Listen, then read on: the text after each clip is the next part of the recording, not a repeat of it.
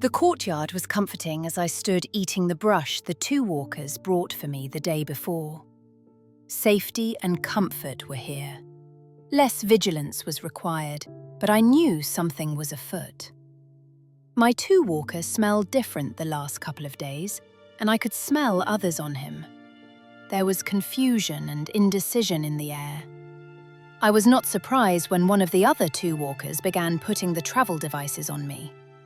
I knew this meant a long journey because they were heavier than usual. I ate more and drank a goodly portion from the trough because dangerous work lay ahead.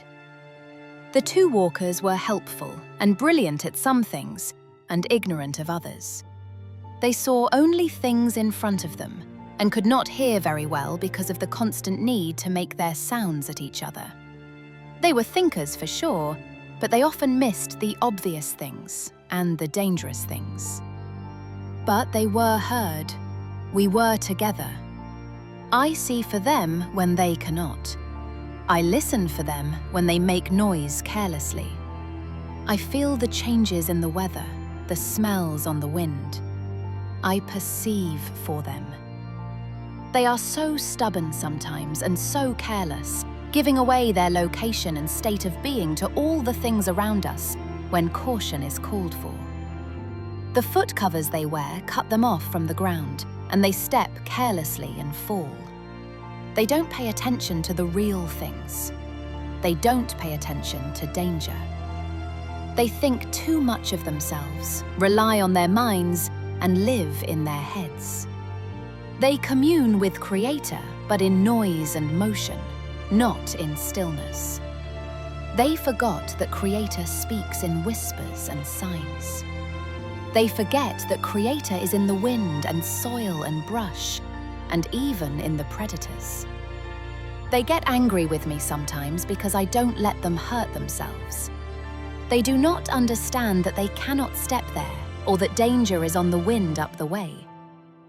My two-walker sometimes lashes out in frustration.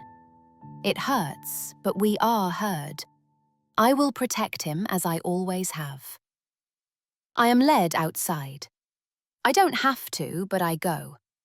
I am stronger than the two walkers, but I cooperate. We are heard. We work together. They think they are in control, and I play along. Our story is we. My two-walker, the Balaam, I think, is the noise that summons him, climbs up on the riding gear. I feel his weight, much more now than before. He was small and fragile when we first met, but has grown all of these years into a prominent and essential two-walker. Two walkers that smelled of places far and away came to him. I was glad for his thriving. I am older now too. These trips are harder for me, but I continue to help. I play my part. Our next journey begins as Balaam points the way. I walk. Carefully I walk, making sure my footfalls are optimal, watching the terrain and stepping with deliberation. Balaam and his two young two-walkers don't notice. They follow and chatter about important, unimportant things. I listen through their babble and smell through their deliberations. I watch carefully and keep them safe even as Balaam points the way. For days we travel. They stop to rest, but I rest less easily. I have no walls here. They have no walls, and I must listen and look. I have to see for them. I must protect them. We are heard. I can tell that Balaam is uneasy. His face is tight, and he smells of indecision. Something is troubling him. I sleep a bit here and there, and then listen, look, and smell. Protect the herd. More days of travel. I don't know how many. That is no concern. Vigilance is the most important thing. Always vigilance. The land began to change, and I felt something in the air. Something was wrong. Something was dangerous. I moved forward with caution. The light was different. The air moved differently. Something was moving in the distance. I glanced at the two walkers, and they seemed unaffected, chattering about things one could not experience outside the mind. We were drawing closer. I could feel and smell the air changing. And then I saw it drift over the field and stand in the road. A tall and brilliant being, a messenger from Creator. This was dangerous. I checked my footfalls and moved into the field. Balaam became confused and began to chatter. I continued into the field. We would go around. We are heard. We will be safe. Go around the danger. We walked into the fields, and Balaam became incensed and started to hit me. This was very aggravating. Could he not see the bright creature in the road? We had to go around. He cannot see, so I see for him. The stinging on my sides, blow after blow, did not dissuade me. Safety, caution, vigilance keep us safe. We are heard. When we are past the messenger, I turn back to the road, and Balaam calms down. How could he not see? The land is changing rapidly. The two walkers, as they do, built up vertical faces along the road to keep creatures out from their sweet fruits. Again, I smell the ozone in the air. I see the shift in lighting. The messenger is ahead of us on the road. I know it. Vigilance, safety, heard. There I see it. It is directly in front of us. These stupid walls will not let me go into these fields. I want to turn back, but Balaam needs to go in that direction. I step deliberately and move around the messenger, but I will not panic. Step carefully and slowly. Assess. Take another step. Assess. I can walk around it still, but it will be tight. I must keep them safe. Step with me. Step carefully. Assess. Look. Listen. Assess. The messenger is glaring at us, but not moving. I push as far to the right as I can. I feel the rock biting into my fur. Balaam starts to cry out. His foot is scraping against the wall. He hollers and beats. I know it hurts, but we must be careful. Watch. Assess. The stinging whacks of the cane will not deter me. Safety. He doesn't see, but I do. He is ungrateful, but he doesn't see what I see. Endure. We are heard. We finally make it around the angel, and I redouble my efforts to move quickly. The two walkers that follow us, racing to keep up, with strange and questioning looks on their faces. I hear them say sounds like, "What has gotten into that Aten? Why is she being so stupid and stubborn?" But they don't see. They don't see until it's too late. I look for them. We are heard.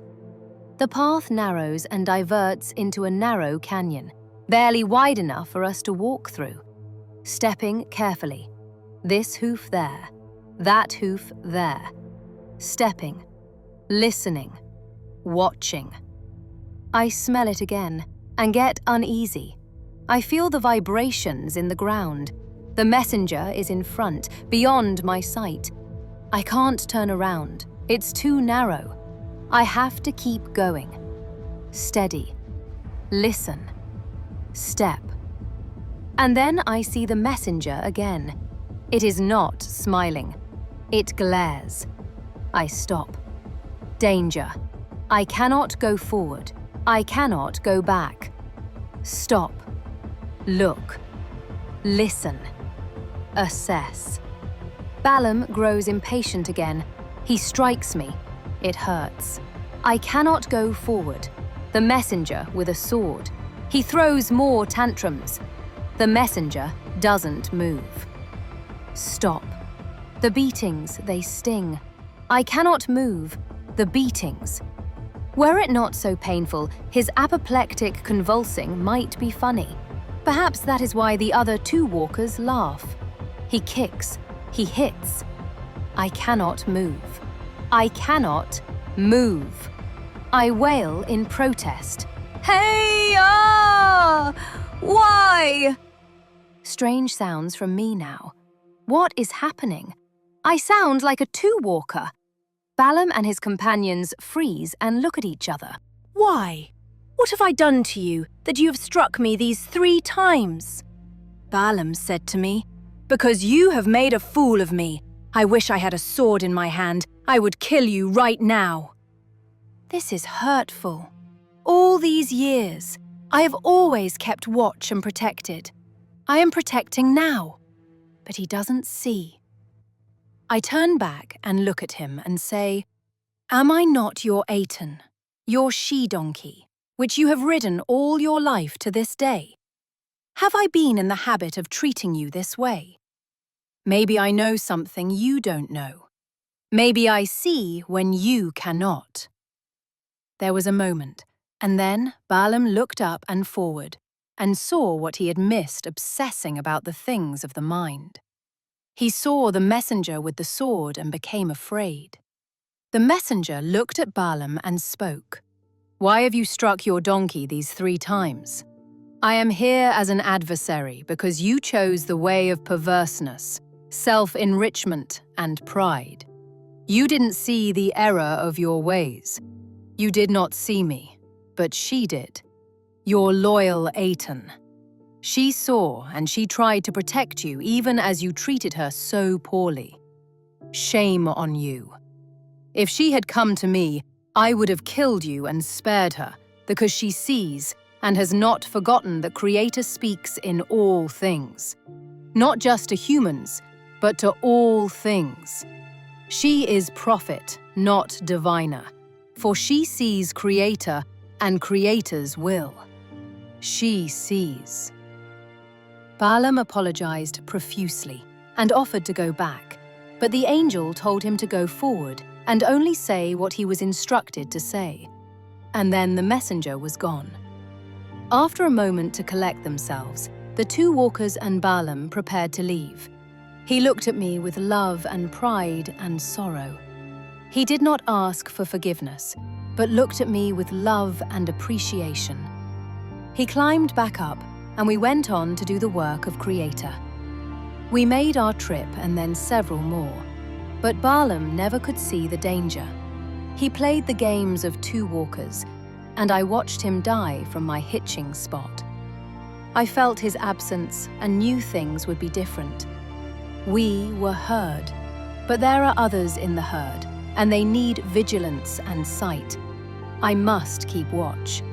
I would never know another like him, my stubborn 2-walker. I tried to always see for him, but he did not want to see, his own mind too full of himself to see the danger. Another 2-walker took me to a pasture, and I grazed. A few more seasons passed, and I lay down one day and saw the messenger. "Well done, prophet," the messenger said. "Be at rest at last, and come with me." And I followed the messenger into the light. What new pastures lie ahead that way? Stepping carefully, I followed. I relaxed. The messenger sees. I see.